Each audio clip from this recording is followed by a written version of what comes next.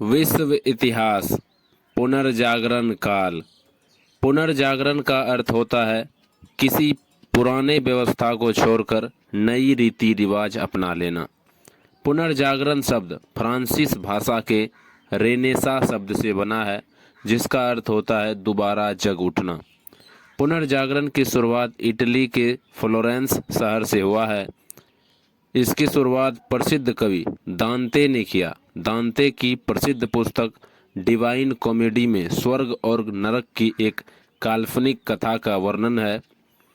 पुनर्जागरण इटली से ही प्रारंभ हुआ, क्योंकि इटली यूरोप के मध्य में पड़ता है, जिस कारण उसे अत्यधिक व्यापारिक लाभ हुआ। अतः इटली के लोग धनी हो गए और उनका विज्ञान और कला के क्षेत्र में काफ़ी विकास हुआ और वे लोग धीरे धीरे पुराने परंपरा को छोड़कर नए रीति रिवाजों को अपनाने लगे, जिसे पुनर्जागरण कहा गया। कुस्तुनतुनिया पर तुर्की का अधिकार। कुस्तुनतुनिया वेजेंटाइन साम्राज्य की राजधानी थी, जो ईसाइयों का एक प्रमुख केंद्र था। कुस्तुनतुनिया पर मुस्लिम राष्ट्र तुर्की ने अधिकार कर लिया। अतः कुस्तुनतुनिया के विद्वान लोग अपनी कला, संस्कृति और विज्ञान आदि को बचाने के लिए इटली में ही शरण ले लिए, जिससे इटली के लोगों को नए नए विचारों से परिचित हुआ और इटली के लोगों का विचार धीरे धीरे बदलता गया। यूरोप में पुनर्जागरण के कई कारण हैं। नंबर 1, मुस्लिम और ईसाइयों के बीच धर्म युद्ध हो गया, जिसमें ईसाई पराजित हो गए और वे शरण लेने के लिए नई नई जगहों की खोज करने लगे। उनसे उनके विचारों में सुधार आया और उन्हें नए नए विचार मिले। नंबर 2, कुस्तुनतुनिया पर तुर्की का अधिकार होने के कारण यूरोपीय लोग शरण लेने के लिए नए नए जगहों की खोज करने लगे। नंबर 3, यूरोप में कई वैज्ञानिक उपकरण तैयार किए गए, जैसे दिशा सूचक यंत्र, कंपास।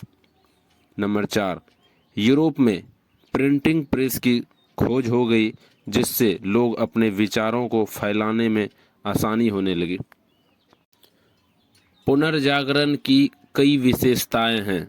नंबर 1, लोग धार्मिक विषयों के साथ स्थान पर विज्ञान, दर्शन, भूगोल जैसे विषयों को पढ़ने में ध्यान देने लगे।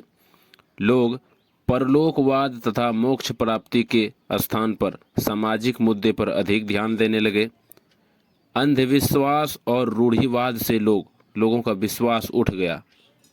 पुनर्जागरण के बाद लोग किसी के विचार पर तर्क वितर्क करने की क्षमता आ गई लोगों में। साहित्य के क्षेत्र में पुनर्जागरण। दांते ने डिवाइन कॉमेडी पुस्तक लिखी। पेट्रार्क ने कैवेलियर टेलर्स नामक पुस्तक लिखी। मैकियावेली ने द प्रिंस और आर्ट ऑफ द वॉर नामक 2 पुस्तक लिखी। शेक्सपियर ने मर्चेंट ऑफ वेनिस जैसी पुस्तक लिखी। बुकेसिए ने डेकामेरॉन जैसी कहानी लिखी। स्थापत्य कला के क्षेत्र में पुनर्जागरण। सेंट पीटर गिरजाघर रोम में बना। सेंट पॉल गिरजाघर लंदन में। सेंट मार्क गिरजाघर वेनिस में जैसे गिरजाघर का निर्माण पुनर्जागरण काल में हुआ। चित्रकला के क्षेत्र में भी पुनर्जागरण हुआ।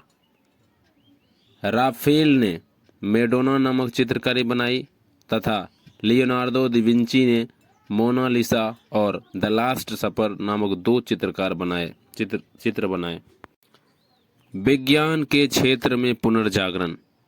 टॉलमी के विचार के अनुसार सूर्य पृथ्वी का चक्कर लगाता है, किंतु पुनर्जागरण के बाद इनके विचारों को काट दिया गया। कॉपरनिकस आया, पोलैंड का था। उन्होंने कहा कि सूर्य स्थिर है, पृथ्वी सूर्य के चारों ओर चक्कर लगाती है। उसके बाद केपलर आया, जर्मनी वाला। उन्होंने ग्रहों की गति संबंधी नियम दिया। न्यूटन आया, जर्मनी का। इन्होंने गुरुत्वाकर्षण का नियम दिया। गैलीलियो आया, इटली का। इसने दूरबीन बना दिया। मार्को पोलो आया, इटली का। इसने कुतुबनुमा दिशा सूचक यंत्र या कंपास बना दिया। और रोजर बैंकर आया, इंग्लैंड वाले। इसने सूक्ष्मदर्शी बना दिया। पुनर्जागरण का प्रभाव। पुनर्जागरण के बाद मान्यता में कमी आ गई। तर्क वितर्क ज़्यादा होने लगे। लोग नए नए जगहों की खोज करने लगे, जिस कारण नए नए उपनिवेश बनने लगे। इस्लाम धर्म पिछड़ने लगा और ईसाई धर्म आगे बढ़ने लगे। धर्म सुधार आंदोलन। पुनर्जागरण के बाद धर्म सुधार आंदोलन प्रारंभ हो गया। धर्म सुधार आंदोलन का कोई तत्कालिक कारण नहीं था। धर्म सुधार आंदोलन ईसाई धर्म में मौजूद बुराइयों के विरुद्ध एक आंदोलन था। ईसाई धर्म में कैथोलिक पोप के विरुद्ध सर्वप्रथम जर्मनी के निवासी मार्टिन लूथर किंग ने आवाज उठाया और 1530 ईस्वी में प्रोटेस्टेंट नामक एक ईसाई धर्म की एक नई शाखा बन गई। मार्टिन लूथर किंग के कारण ही धर्म सुधार आंदोलन सफल रहा। धर्म सुधार आंदोलन के कई प्रभाव पड़े, जैसे चर्च के प्रभाव में कमी आई, कैथोलिक धर्म को मानने वालों में कमी आई, पोप की शक्ति में कमी आई, राजा की शक्ति में वृद्धि हुई, चर्च की बुराइयों में कमी आई, प्रोटेस्टेंट धर्म का उदय हुआ। औद्योगिक क्रांति। औद्योगिक क्रांति की शुरुआत 18वीं शताब्दी में इंग्लैंड में हुई। औद्योगिक क्रांति में उत्पादन के संसाधन में अत्यधिक वृद्धि हुई, जिससे नए नए उद्योग धंधे लगने लगे। इंग्लैंड में औद्योगिक क्रांति के कई कारण थे। इंग्लैंड के उपनिवेश अधिक थे, जहां से इंग्लैंड को लोहा, कोयला इत्यादि आसानी से मिल जाता था। उपनिवेश किसे कहते हैं? केवल व्यापार की दृष्टि से अधिकार या कब्जा किए गए क्षेत्र या देश को उपनिवेश कहते हैं। इसमें वे धार्मिक और राजनीतिक हस्तक्षेप बहुत कम करते हैं। जैसे भारत ब्रिटेन का एक उपनिवेश था। इंग्लैंड अपने उपनिवेश से ही कच्चा माल प्राप्त कर लेता था। इंग्लैंड के वैज्ञानिकों ने कई नए आविष्कार किए, जिससे कि उद्योग बढ़ा। जैसे फ्लाइंग शटल, स्पिनिंग जेनी नामक यंत्र ने सूत काटना इत्यादि का कार्य आसान कर दिया। इंग्लैंड किसी भी युद्ध में उतना ही पड़ता था जिससे कि उसका व्यापारिक हित मिल सके। इंग्लैंड के पूंजीपतियों के पास धन की कोई कमी नहीं थी, जिस कारण उद्योग काफ़ी तेजी से बढ़ा। इंग्लैंड को बाजार के रूप में एवं इसके अपने ही उपनिवेश थे। उपरोक्त कारणों से ही इंग्लैंड में औद्योगिक क्रांति हुई। इस समय इंग्लैंड को विश्व का उद्योग शाखा कहा जाता था। औद्योगिक क्रांति के प्रभाव। कच्चा माल, सस्ता श्रम तथा बाजार के लिए यूरोपीय देशों में नए नए उपनिवेश बनाने की होड़ लग गई। कृषि प्रणाली में अत्यधिक परिवर्तन हुआ। मशीनों से खेती होना शुरू हो गया।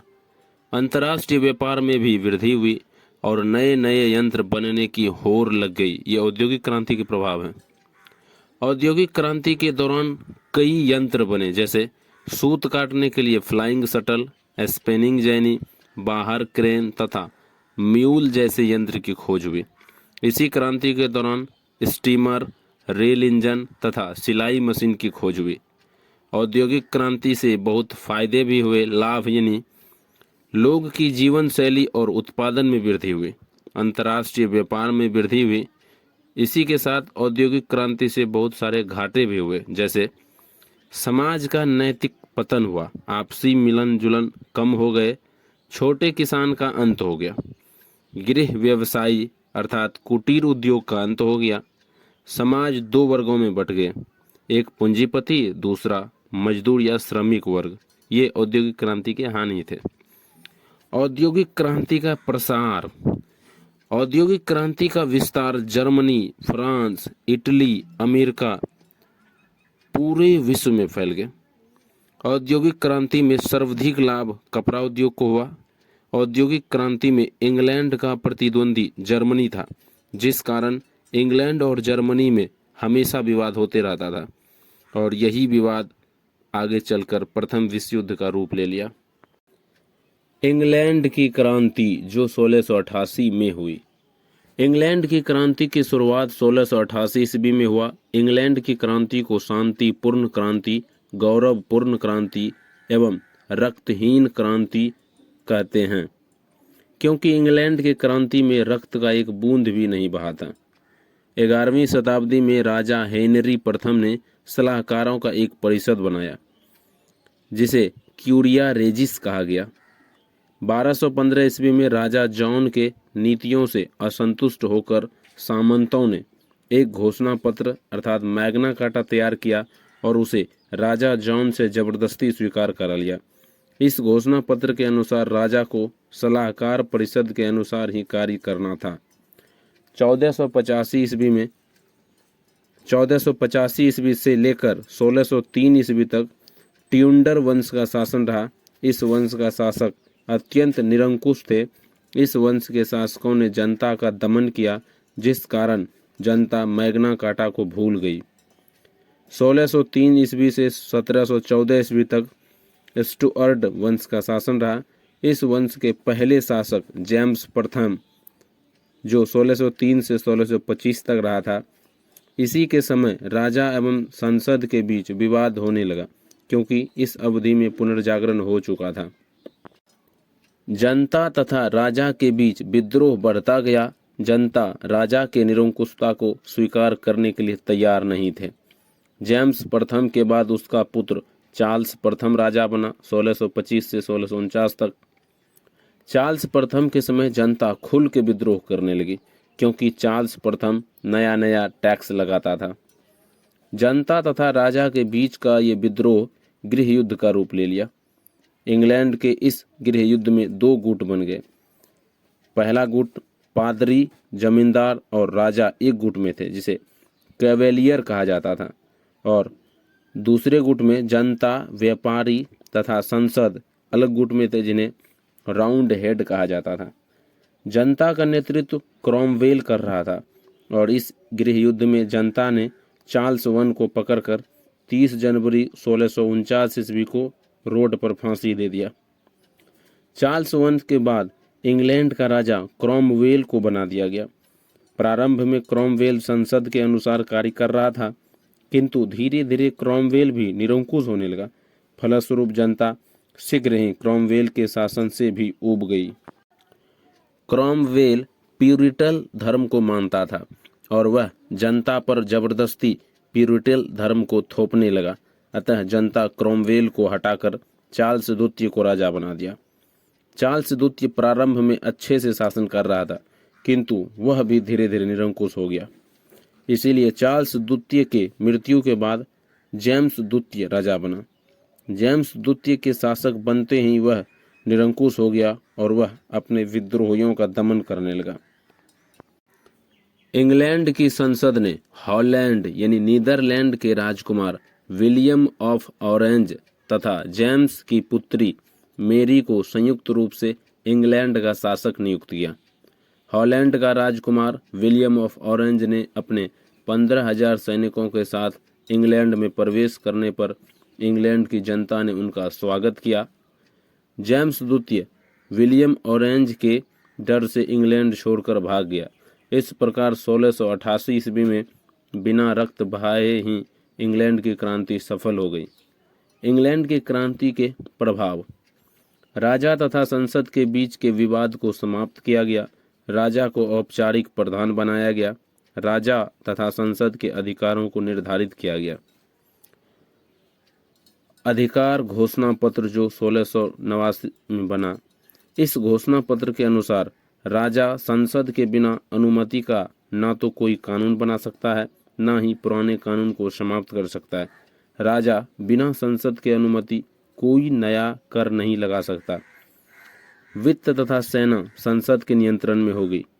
नोट: इंग्लैंड की क्रांति विश्व की पहली राजनीतिक क्रांति थी। इंग्लैंड की क्रांति का मुख्य कारण राजा और संसद के बीच सत्ता प्राप्त करने का संघर्ष था। विश्व का सबसे पुराना संसद ब्रिटेन यानी इंग्लैंड का संसद है, इसीलिए इंग्लैंड को संसद का घर कहा जाता है। इंग्लैंड की क्रांति में पहले राजा जेम्स वन था, तब चार्ल्स वन आया, उसके बाद क्रॉमवेल आया, तब चार्ल्स द्वितीय आया, जेम्स द्वितीय आया और अंत में मेरी और विलियम ऑरेंज थे। अमेरिका की क्रांति। अमेरिका की क्रांति का मुख्य कारण इंग्लैंड द्वारा अमेरिका का शोषण था। इंग्लैंड ने अमेरिका को भी अपना उपनिवेश बनाया था। इंग्लैंड ऐसा कानून बनाता था जिससे इंग्लैंड को फायदा हो और अमेरिका को हानि हो। इसी समय अमेरिका में दो घटना हुई, एक स्टंप एक्ट और दूसरा बोस्टन की चाय पार्टी। स्टंप एक्ट 1765 में हुआ। इसमें अमेरिका के लिए जितने भी कानून बनते थे वो इंग्लैंड की संसद में बनते थे, लेकिन उसके संसद में अमेरिका का एक भी प्रतिनिधित्व नहीं रहता था। इसलिए अमेरिकी लोगों ने कहा, प्रतिनिधि नहीं तो कर नहीं, no tax without representative. Boston चाय पार्टी की घटना 16 दिसंबर 1773 को हुआ। इंग्लैंड ने अमेरिका में खेती चाय की करवाकर वही चाय सस्ते दाम पर खरीदकर उस पर हैवी टैक्स लगाकर फिर अमेरिका को बेचता था। इंग्लैंड ने अमेरिका भेजे जाने वाले चाय पर अत्यधिक कर लगाया। जब चाय से भरा जहाज अमेरिका के बोस्टन नामक बंदरगाह पर पहुंचा तो अमेरिका के लोगों ने सैमुअल एडम्स के नेतृत्व में विद्रोह कर दिया और चाय से भरे बोरियों को समुद्र में फेंक दिया, जिस कारण इंग्लैंड की सेना ने उन पर गोली चला दी। इस हत्या को बोस्टन चाय पार्टी की घटना कहते हैं।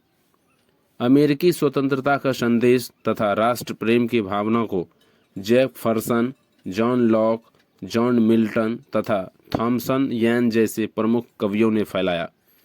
4 जुलाई 1776 ईस्वी को अमेरिका ने खुद को स्वतंत्र घोषित कर दिया और आंदोलन प्रारंभ कर दिया। अमेरिकी सेना का नेतृत्व जॉर्ज वाशिंगटन कर रहा था। यह युद्ध 1783 ईस्वी तक चला। इस युद्ध की समाप्ति 1783 ईस्वी में पेरिस समझौते के तहत समाप्त हुआ। पेरिस फ्रांस में है। इस समझौते के तहत इंग्लैंड ने अमेरिका को स्वतंत्र घोषित कर दिया।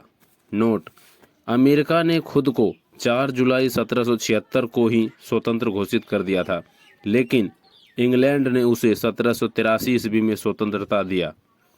अमेरिका का स्वतंत्रता दिवस 4 जुलाई को ही मनाया जाता है। अमेरिका का संविधान 1789 ईस्वी को बनकर तैयार हुआ, जो विश्व का सबसे पुराना संविधान है। अमेरिका के क्रांति से प्रभावित होकर 1789 ईस्वी में फ्रांस ने भी क्रांति कर ली, क्योंकि अमेरिका की आज़ादी वो पेरिस समझौता फ्रांस में ही हुआ था। इसीलिए फ्रांस ने भी क्रांति सीख ली और 1789 में शुरू कर दी। अमेरिका का प्रथम राष्ट्रपति जॉर्ज वाशिंगटन को बनाया गया। स्वतंत्रता के बाद अमेरिका में दो प्रमुख समस्या हो गई, एक रंगभेद और दूसरा दास प्रथा की।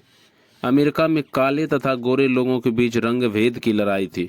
इस रंगभेद को समाप्त करने में सबसे महत्वपूर्ण भूमिका मार्टिन लूथर किंग जूनियर ने निभाया।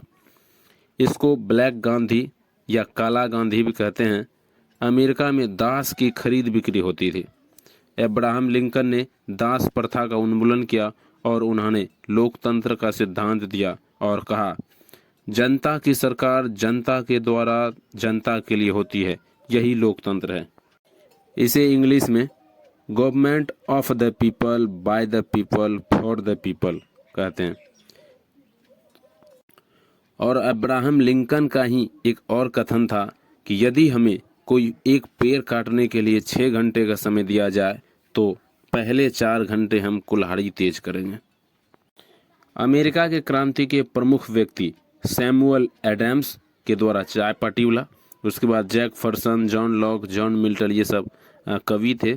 उसके बाद जॉर्ज वाशिंगटन आया। उसके बाद मार्टिन लूथर किंग जूनियर आया और उसके बाद अब्राहम लिंकन थे। फ्रांस की क्रांति। फ्रांस की क्रांति की प्रेरणा अमेरिका की क्रांति से ही मिली। फ्रांस का राजा निरंकुश था और वह फिजूल खर्च अधिक करता था। राजा जनता पर नए नए कर लगाता था, जिससे जनता विद्रोह करने लगी।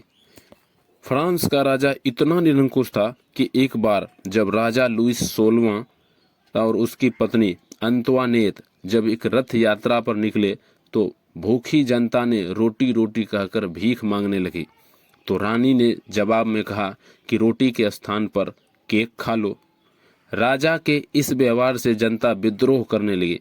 राजा ने विद्रोहियों को पकड़कर वास्टिल नामक जेल में डाल दिया। फ्रांस की जनता का विद्रोह उग्र होता गया और यह विद्रोह रक्तपात का रूप ले लिया। इस रक्तपात की शुरुआत 14 जुलाई 1789 ईस्वी को वास्टिल दुर्ग यानी जेल के पत्तन से प्रारंभ हुई और 18 जून 1815 ईस्वी के वाटरलू के मैदान में जाकर समाप्त हुई।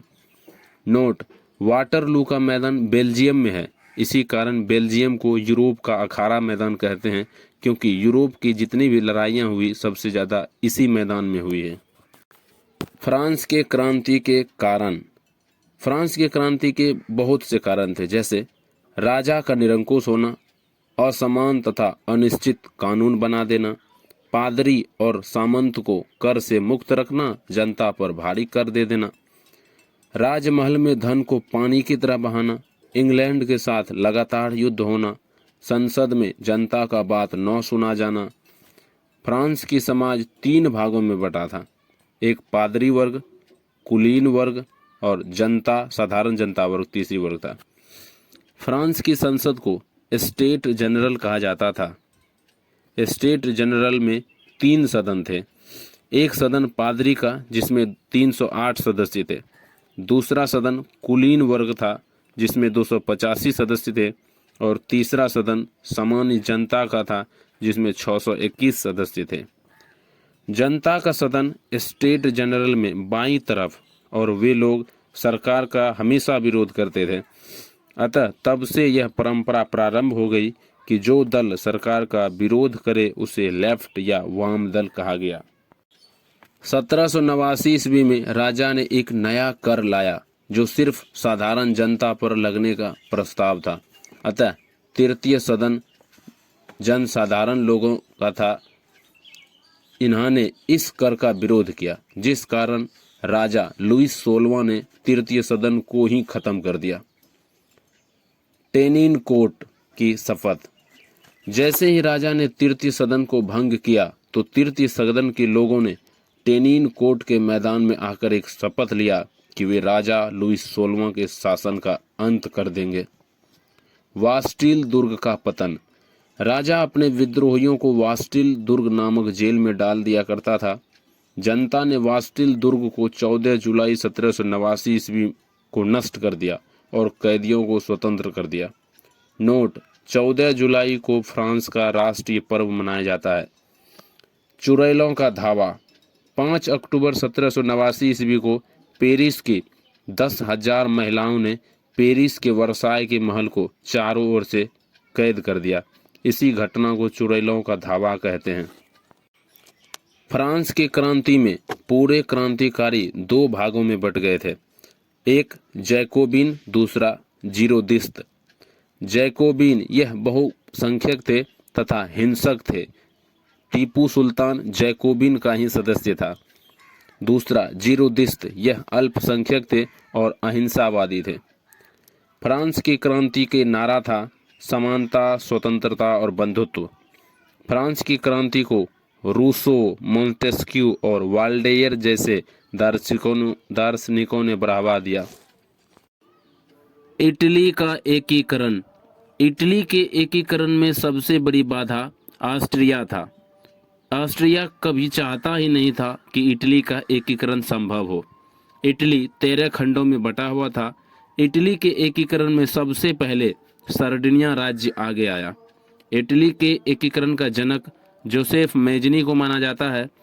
जोसेफ मेजनी ने ही कहा था कि समाज में अगर क्रांति लानी है तो शासन युवाओं को सौंप दें। काउंट डी काबोर ने 1854 ईस्वी में क्रीमिया के युद्ध में भाग ले लिया और इटली की समस्या को उन्होंने अंतर्राष्ट्रीय स्तर पर ले गया। काउंट डी काबूर के प्रयासों से ही 1871 ईस्वी में इटली का एकीकरण पूरा हुआ। काउंट डी काबूर को इटली का बिस्मार्क कहा जाता है। गैरीबाल्टी को इटली की एकीकरण का तलवार कहा जाता है। गैरीबाल्टी ने एक विशेष प्रकार की सेना का गठन किया जिसे लाल कुर्ती नाम से जाना जाता है। फ्लोरेंस नाइटिंगेल का संबंध इटली के फ्लोरेंस शहर से है। ये फ्लोरेंस नाइटिंगेल क्रीमिया के युद्ध में भाग लिया और क्रीमिया युद्ध में घायल आर्मी की सेवा की। फ्लोरेंस नाइटिंगेल को लेडी विद द लैंप कहा जाता है। जर्मनी का एकीकरण। जर्मनी का एकीकरण का संदेश वाहक नेपोलियन फ्रांस निवासी को माना जाता है। नेपोलियन ने ही जर्मनी में राष्ट्रीयता की नींव रखी, जबकि फ्रांस जर्मनी के राइनलैंड पर अधिकार किए हुए था। अतः फ्रांस जर्मनी का एकीकरण नहीं होने देना चाहता था, लेकिन फ्रांस निवासी नेपोलियन की वजह से ही जर्मनी का एकीकरण शुरुआत हुआ। जर्मनी का एकीकरण बिस्मार्क ने किया, जो प्रसा के शासक विलियम का प्रधानमंत्री था। नोट: प्रसा ने विश्व में सबसे पहले शिक्षा को अनिवार्य बनाया था। 1848 ईस्वी में जर्मनी में संविधान का निर्माण के लिए संविधान सभा का गठन हुआ। जर्मनी के संविधान को वीमर संविधान कहते हैं। जर्मनी के शासक को चांसलर कहा जाता है। जर्मनी के एकीकरण के दौरान ऑस्ट्रिया तथा प्रसा के बीच 1886 ईस्वी में युद्ध हुआ। इस युद्ध में ऑस्ट्रिया पराजित हो गया और ऑस्ट्रिया को जर्मनी का अंग बना लिया गया। प्रसा तथा फ्रांस के बीच एकीकरण के लिए 1870 ईस्वी में युद्ध हुआ। इस युद्ध में फ्रांस की पराजय हुई। इस युद्ध के बाद 1871 ईस्वी में फ्रैंकफर्ट की संधि जर्मनी का एकीकरण संपन्न हुआ। बिस्मार्क ने जर्मनी का एकीकरण करने के बाद वहां के शासक या चांसलर को राज्याभिषेक पेरिस के वर्साय के महल में किया। रूस की क्रांति। रूस की क्रांति 2 चरणों में संपन्न हुई। 1904 से 1905 के बीच युद्ध में जब रूस जापान से हार गया तो रूस की अर्थव्यवस्था पूरी तरह चौपट हो गई। रूस के शासक को जार कहा जाता था। जार निरंकुश शासक था। 22 जनवरी 1905 ईस्वी को मजदूरों का एक संघ राजमहल के सामने अपनी समस्या को लेकर पहुंचा, जिस पर राजा ने गोली चला दी। इस घटना को खूनी रविवार कहा जाता है। 22 जनवरी 1905 को यह घटना घटा था। रूस की क्रांति को बोल्शेविक क्रांति के नाम से भी जाना जाता है। रूस की क्रांति एक साम्यवादी क्रांति थी। रूस की क्रांति का सबसे बड़ा नायक लेनिन और ट्रॉट्स्की था। रूस की क्रांति को कार्ल मार्क्स ने भी समर्थन दिया। कार्ल मार्क्स जर्मनी का था। इसने 2 प्रसिद्ध पुस्तक दास कैपिटल और कम्युनिस्ट मैनिफेस्टो लिखा था। लेनिन ने चेको नामक सेना का गठन किया, जबकि ट्रॉट्स्की ने लाल सेना का गठन किया, जबकि गैरिबाल्डी ने लाल कुर्ती नामक सैनिक का गठन किया था। ट्रॉट्स्की रूस में अस्थायी प्रगति का समर्थन था। लेनिन के नेतृत्व में मजदूरों को एक संघ का निर्माण किया गया। इस संघ को सोवियत संघ नाम दिया गया। लेनिन रूस के शाही व्यवस्था का कट्टर विरोधी था। शाही व्यवस्था का अर्थ हुआ जार व्यवस्था या राजशाही व्यवस्था। लेनिन ने क्रांति के माध्यम से रूस के जार निकोलस द्वितीय के सत्ता का अंत कर दिया। लेनिन की मृत्यु 21 जनवरी 1924 ईस्वी को हो गई। हालांकि रूस की क्रांति 1917 में ही सफल हो गई थी।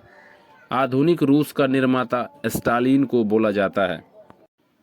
प्रथम विश्व युद्ध 1 अगस्त 1914 से 11 नवंबर 1918 तक चला। प्रथम विश्व युद्ध में पूरा विश्व 2 भागों में बट गया था। एक भाग का नाम मित्र राष्ट्र था, जो अमेरिका के साथ थे, और दूसरे भाग का नाम धुरी राष्ट्र था, जो जर्मनी के साथ थे। मित्र राष्ट्र के अंतर्गत इंग्लैंड, फ्रांस, रूस, जापान और अमेरिका, इसका नेतृत्व अमेरिका कर रहा था। 5 देश थे इसमें। धुरी राष्ट्र के अंतर्गत जर्मनी, इटली, ऑस्ट्रिया तथा हंगरी 4 राज्य थे। धुरी राष्ट्र का नेतृत्व जर्मनी कर रहा था। मित्र राष्ट्रों ने इटली को लालच दिया कि वे युद्ध समाप्ति के बाद इटली को कुछ भूमि देंगे, किंतु उन्हें इटली को कुछ भी नहीं दिया। प्रथम विश्व युद्ध का तात्कालिक कारण ऑस्ट्रिया के राजकुमार फर्डिनेंड की हत्या 28 जून 1914 ईस्वी को बोस्निया की राजधानी सेराजोवा में कर दिया गया। इस घटना को सेराजोवा कांड भी कहा जाता है। इसमें पहली बार कुल 37 देशों ने भाग लिया। पूरा विश्व इसमें भाग नहीं लिया, किंतु इससे पूरे विश्व की अर्थव्यवस्था चौपट हो गई, अतः इसे प्रथम विश्व युद्ध कहा गया। इस युद्ध की शुरुआत 1 अगस्त 1914 ईस्वी को जर्मनी द्वारा रूस के आक्रमण से हुआ। जर्मनी एवं फ्रांस 3 अगस्त को युद्ध कर लिए। जर्मनी ने 8 अगस्त को इंग्लैंड पर भी हमला कर दिया। 26 अप्रैल 1915 ईस्वी को इटली इस युद्ध में प्रवेश किया। इस युद्ध में सबसे अंत में 6 अप्रैल 1917 ईस्वी को अमेरिका ने प्रवेश किया, क्योंकि अमेरिका के जलयान को जर्मनी की पनडुब्बी यू बोलस ने डुबो दिया। यह युद्ध पूर्ण रूप से वर्साय की संधि के द्वारा जून 1919 में समाप्त हुआ, जब भारत में उसमें खिलाफत आंदोलन चल रहा था। वर्साय की संधि जून 1919। यह संधि फ्रांस की पेरिस में स्थित वर्साय के महल में संपन्न हुआ। यह संधि जर्मनी पर जबरदस्ती थोपी गई। इस संधि की निम्नलिखित शर्तें थी। जर्मनी की सेना 1 लाख से अधिक नहीं हो सकती। जर्मनी कभी भी घातक हथियार नहीं रख सकता। जर्मनी को युद्ध के दौरान मित्र राष्ट्र द्वारा किए गए खर्च का वहन करना पड़ेगा।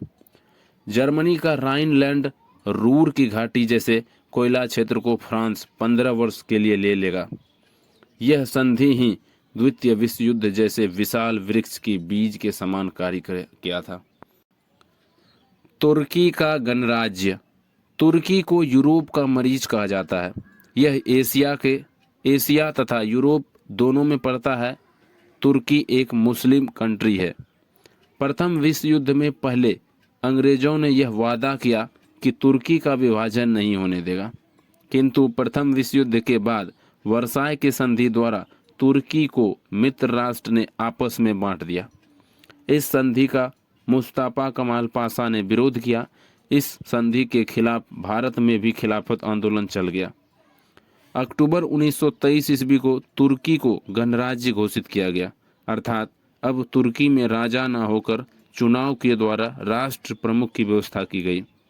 अप्रैल 1924 को तुर्की संविधान बनाया और मुस्तफा कमाल पाशा को राष्ट्रपति बना दिया गया। मुस्तफा कमाल पाशा को आधुनिक तुर्की का राष्ट्रपति या राष्ट्रपिता या अतातुर्क कहा जाता है। इटली में फांसीवाद। इटली में फांसीवाद का जनक मुसोलिनी को माना जाता है। मुसोलिनी ने फांसीवाद की शुरुआत इटली के मिलान शहर से किया। मुसोलिनी के पुत्र का नाम डोमिटो मुसोलिनी था। उसे ड्यूस कहकर बुलाया जाता था। द्वितीय विश्व युद्ध ने इटली धुरी राष्ट्र की ओर से लड़ा था। मुसोलिनी अपने सेना अधिकारियों को डियाज कहकर पुकारता था। द्वितीय विश्व युद्ध में मुसोलिनी मित्र राष्ट्र के विरुद्ध खड़ा था, जबकि प्रथम विश्व युद्ध में मुसोलिनी धुरी राष्ट्र के विरुद्ध था। मुसोलिनी का कहना था कि विश्व शांति कायरों का सपना है। वह व्यक्ति जो युद्ध नहीं लड़ा वह एक बांझ महिला के समान है। ये मुसोलिनी का कथन था। फांसीवाद का अर्थ होता है एक सुदृढ़ राष्ट्र की स्थापना करना। फांसीवाद मानने वाले लोग जाति के उच्चतर में विश्वास रखते थे, उच्च जाति में। 28 अप्रैल 1945 ईस्वी को मुसोलिनी को कैद कर फांसी दे दी गई और इस प्रकार इटली में फांसीवाद का अंत हो गया। इसी के साथ द्वितीय विश्व युद्ध में इटली में युद्ध खत्म हो गया। जर्मनी का नाजीवाद। जर्मनी के नाजीवाद का जनक एडोल्फ हिटलर को माना जाता है। हिटलर ने नाजी दल की स्थापना 1921 ईस्वी में की। 1923 ईस्वी में हिटलर ने म्यूनिख शासक का सत्ता पलट दिया, किंतु असफल रहा, जिस कारण हिटलर को बंदी बना लिया गया। जेल में हिटलर ने अपनी आत्मकथा मीन कैम्प लिखा, जिसका अर्थ होता है मेरा संघर्ष जर्मनी भाषा में। 1928 ईस्वी में जर्मनी का पीएम हिटलर बना और अप्रैल 1933 ईस्वी में हिटलर ने जर्मनी के लिए एक सुरक्षा परिषद का गठन किया और उसका अध्यक्ष स्वयं बन गया। हिटलर ने एक गुप्तचर व्यवस्था प्रारंभ किया जिसे गेस्टापो कहते हैं। हिटलर का नारा था एक राष्ट्र एक नेता, यानी हिटलर ही जर्मनी है, जर्मनी ही हिटलर है। हिटलर यहूदी धर्म का कट्टर विरोधी था, अतः इसे फ्यूहरर कहते हैं। आर हैंस ने कहा है कि जर्मनी मतलब हिटलर और हिटलर मतलब जर्मनी। जो हिटलर के प्रति वचनबद्ध है वही सच्चे देशभक्त, वही सच्चे जर्मनी के प्रति भी वचनबद्ध है। हिटलर ने वर्साई की सारी संधि तोड़ दिया। उसने अपने सेना का शास्त्रीयकरण किया। हिटलर के लड़ाकू जहाज को लुफ्तवाफ कहते थे। हिटलर की पनडुब्बी को यू बोट्स कहते थे। पनडुब्बियों में पेट्रोल भरने वाले छोटी जहाज को मिक्कॉव कहते थे। द्वितीय विश्व युद्ध के दौरान जर्मनी मित्र राष्ट्र की सेना में चारों ओर से घिर गया और 30 अप्रैल 1945 ईस्वी को हिटलर अपनी पत्नी ईवा ब्राउन के साथ आत्महत्या कर लिया। इस प्रकार जर्मनी में हिटलर का अंत हुआ, साथ ही नाजीवाद का भी अंत हो गया और इसी के साथ द्वितीय विश्व युद्ध में जर्मनी का युद्ध भी समाप्त हो गया। द्वितीय विश्व युद्ध 1939 से 1945 तक। द्वितीय विश्व युद्ध का मुख्य कारण वर्साई की संधि द्वारा जर्मनी का अपमान था, लेकिन द्वितीय विश्व युद्ध का तात्कालिक कारण जर्मनी का पोलैंड पर आक्रमण था। इस युद्ध में 61 देशों ने भाग लिया, जबकि प्रथम विश्व युद्ध में 37 देशों ने ही भाग लिया था। द्वितीय विश्व युद्ध 1 सितंबर 1939 से 2 सितंबर 1945 तक कंटिन्यू 6 साल चला। द्वितीय विश्व युद्ध में 61 देश 2 अलग अलग गुट में बट गए। प्रथम गुट मित्र राष्ट्र और दूसरा धुरी राष्ट्र। मित्र राष्ट्र में अमेरिका, इंग्लैंड, फ्रांस और रूस थे, जबकि धुरी राष्ट्र में जर्मनी, इटली और जापान थे। जापान और चीन के बीच मंचूरिया क्षेत्र के लिए युद्ध हो गया, अतः चीन जापान के विरुद्ध लड़ा। इस प्रकार प्रत्यक्ष रूप से चीन मित्र राष्ट्र के साथ था। इस युद्ध में जापान ने अमेरिका के हवाई द्वीप पर स्थित पर्ल हार्बर नामक नौसैनिक केंद्र को तबाह कर दिया, जिस कारण अमेरिका ने 6 अगस्त 1945 को जापान के हिरोशिमा पर यूरेनियम से बना लिटिल बॉय नामक परमाणु बम गिरा दिया और 9 अगस्त को फिर से नागासाकी पर पोलोनियम से बना फेटमैन नामक परमाणु बम गिरा दिया। इस युद्ध में जर्मनी ने रूस से यह संधि किया था कि वे आपस में युद्ध नहीं करेंगे, किंतु जर्मनी ने इस संधि को तोड़ दिया। हिटलर माना ही नहीं और रूस पर आक्रमण कर दिया, किंतु जर्मनी की अधिकतर सेना ठंड से मर गई थी। दूसरी तरफ जर्मनी की नौसेना डेनमार्क और ऊपर के सभी देश से लड़ते लड़ते थक गई थी। इसके और कुछ नौसैनिक भी मर गए थे। इंग्लैंड की शाही वायुसेना, जिसे रॉयल एयरफोर्स कहते थे, रॉयल एयरफोर्स ने जर्मनी के संधि से अधिक विमानों को मार दिया। जर्मनी ने फ्रांस पर अधिकार कर लिया। जर्मनी की सेना जर्मनी में घुसने के लिए इंग्लैंड की सेना जर्मनी में घुसने के लिए फ्रांस के नारमंडी नामक स्थान पर प्रवेश की, जबकि इंग्लैंड की सेना बर्लिन पहुंचती उससे पहले ही रूस की सेना बर्लिन पहुंच चुकी थी और हिटलर आत्महत्या कर चुका था। जर्मनी की राजधानी बर्लिन में एक दीवार खड़ा कर दी गई, जिसे बर्लिन की दीवार कहा गया। अब जर्मनी 2 भागों में बट गया। पूर्वी जर्मनी रूस का हो गया और जो साम्यवादी था, सब कुछ सरकारी साम्यवादी में चलता है, जबकि पश्चिमी जर्मनी इंग्लैंड और अमेरिका का हो गया। पश्चिमी जर्मनी पूंजीवाद था, सब चीज प्राइवेट यहाँ था। 1990 में बर्लिन की दीवार गिरा दी गई और जर्मनी का दोबारा एकीकरण हुआ। नोट: द्वितीय विश्व युद्ध के दौरान जर्मनी के जनरल रोमेल को डेजर्ट फॉक्स कहा जाता था। द्वितीय विश्व युद्ध की समाप्ति के बाद अमेरिका का राष्ट्रपति रूजवेल्ट था और इंग्लैंड के प्रधानमंत्री विंस्टन चर्चिल थे तथा जापान के सम्राट हिरोहितो थे। शीत युद्ध या कोल्ड वार। द्वितीय विश्व युद्ध के समाप्ति के बाद 1945 से 1991 ईस्वी तक जो वाक द्वंद्व या बातचीत द्वारा जो युद्ध चला उसे ही शीत युद्ध कहते हैं। यह युद्ध अमेरिका और रूस के बीच मुख्य रूप से चला। अमेरिका को पहली दुनिया कहा गया और रूस से संबंधित जितने देश थे उसे दूसरी दुनिया कहा गया।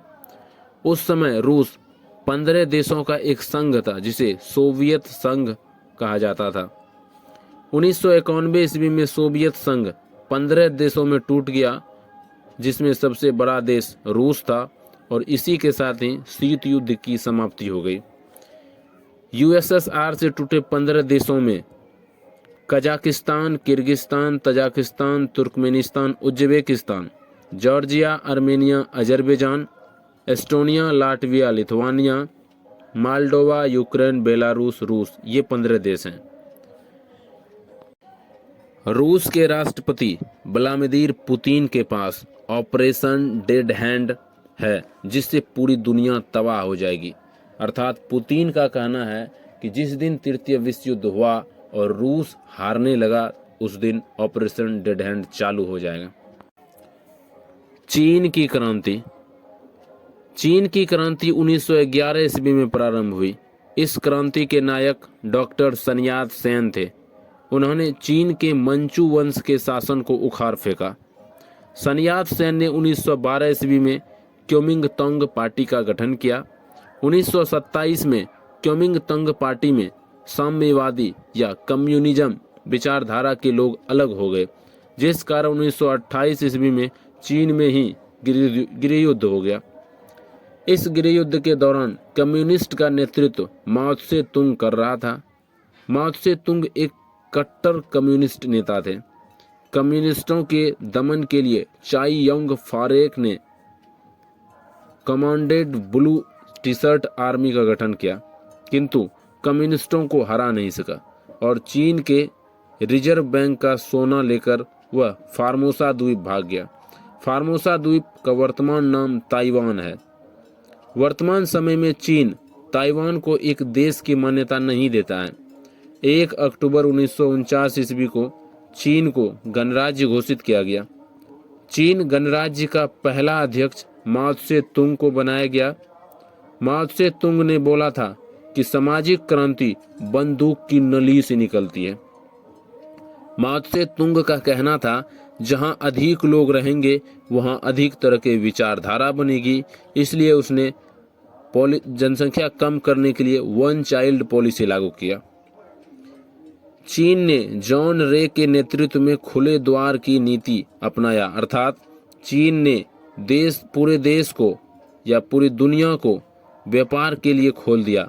ऐसा करने वाला वह पहला कम्युनिस्ट देश चीन था। वर्तमान में चीन में 2 चाइल्ड पॉलिसी है, क्योंकि 1 चाइल्ड पॉलिसी से नौजवान और वृद्ध लोग की संख्या बराबर हो गई, जिस कारण सैन्य शक्ति कम होने लगा। इसलिए अब 2 चाइल्ड पॉलिसी लागू किया है चीन ने।